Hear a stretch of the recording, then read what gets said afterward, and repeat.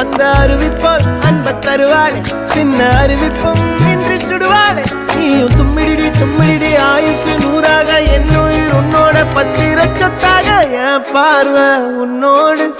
உன் பொம்மை கண்ணோடு பேசாமல் விண்ணோடு நாம் மிதந்து போவோம் காதாரா அடியானாலும் நான் தாங்க மாறோடு